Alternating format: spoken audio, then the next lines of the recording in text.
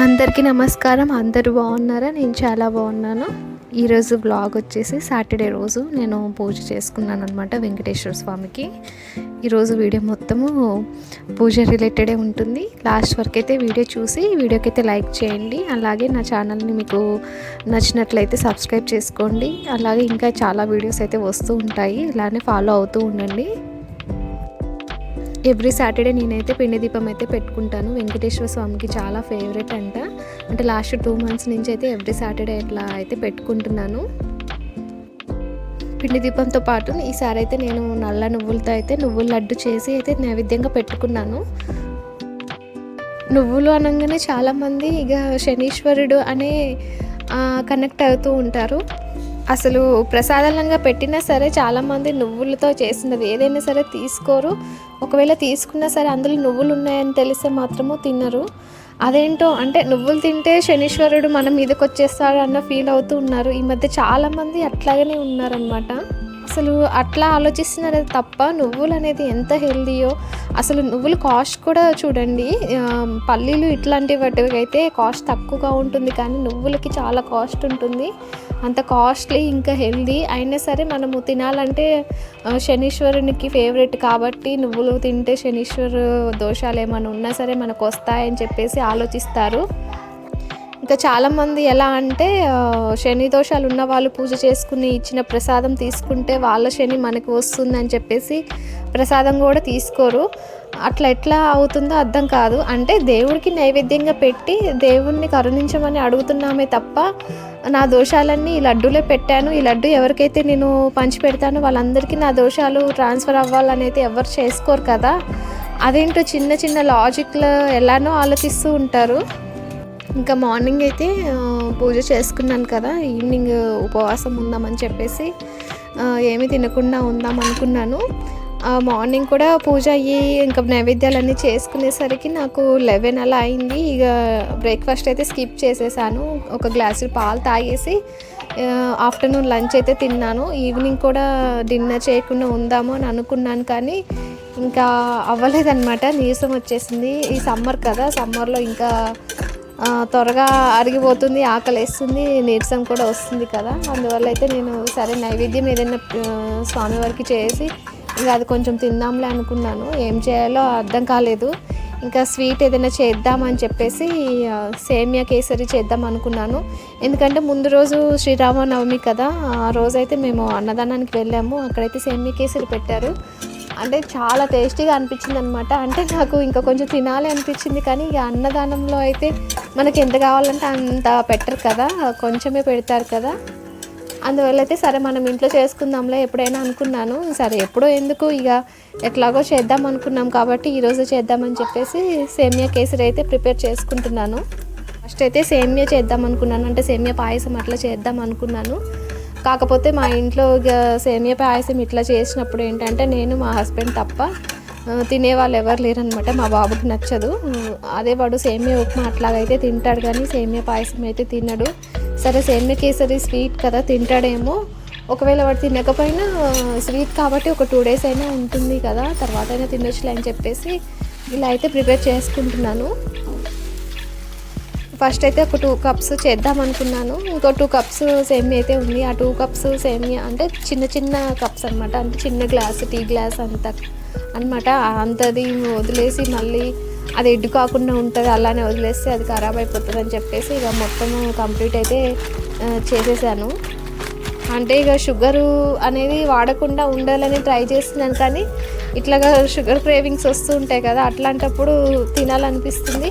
అందులో మన బాడీకి కూడా కంప్లీట్గా షుగర్ లేకుండా అయితే ఉంచకూడదు.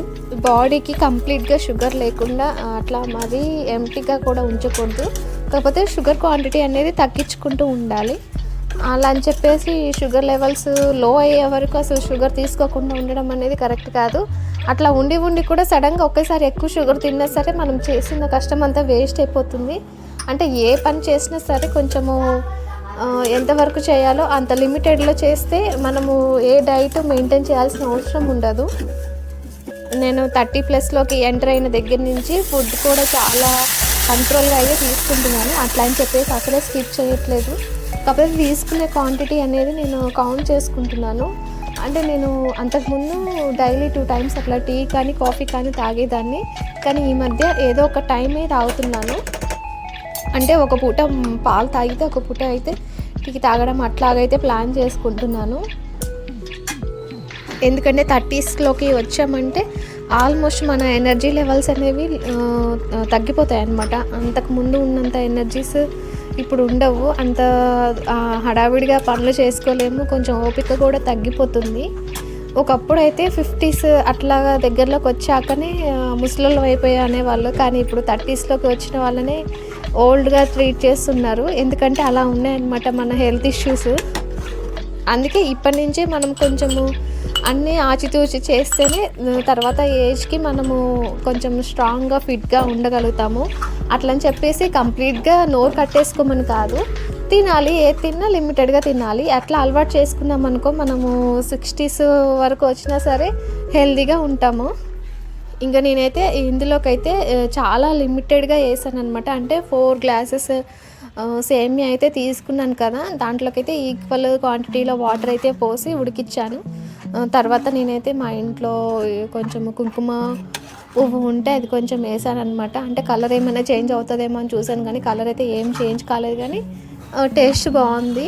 అంటే వేరే ఫుడ్ కలర్ వేద్దాం అనుకున్నాను, కానీ ఇంకా ఇంట్లో మన వర్క్ చేసుకున్నవన్నా హెల్తీగా చేసుకోవాలి కదా, కలర్ఫుల్గా చేయాల్సిన అవసరం ఏముందని చెప్పేసి కలర్ అయితే అవాయిడ్ చేశాను.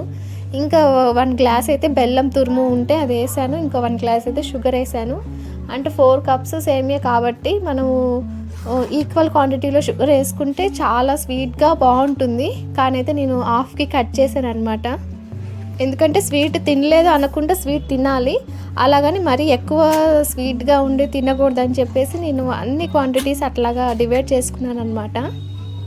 అంటే ఇంకొక గ్లాసు షుగర్ వేసుంటే సెట్ అయ్యేది, కానీ నేనైతే ఇంకా వద్దు అని అనుకోని, ఎందుకంటే ఆల్మోస్ట్ నాకు దగ్గు జలుబు సీజన్ చేంజ్ అవుతున్న కొద్దీ వస్తూనే ఉంటుంది. మా బాబుకి జలుబు ఉంది, వాడు తినడు అసలు ఫస్ట్. మా హస్బెండ్ కూడా డైట్ అని చెప్పేసి అన్నీ అయితే కంట్రోల్గా తింటున్నాడు.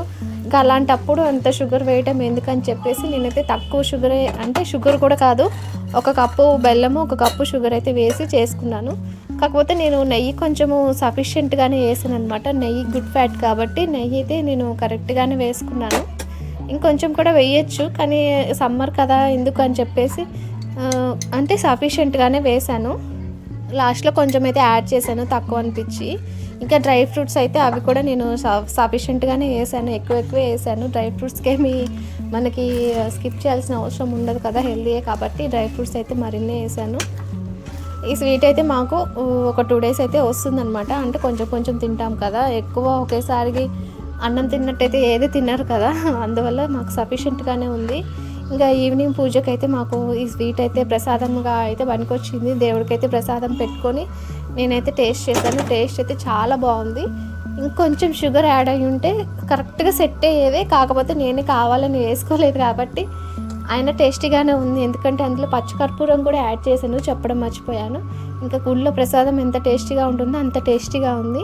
ఇంకా సాటర్డే రోజు పూజనైతే నేను ఇంత ప్రశాంతంగా చేసుకున్నాను. ఇంతేనండి ఈరోజు బ్లాగ్. మీకు నచ్చినట్లయితే ఈ వీడియోకి అయితే లైక్ చేయండి, అలాగే నా ఛానల్ సబ్స్క్రైబ్ చేసుకోండి. నా వీడియోస్ అన్నీ ఇట్లానే వాచ్ చేస్తూ నన్ను ఎంకరేజ్ చేయండి. Thanks for watching.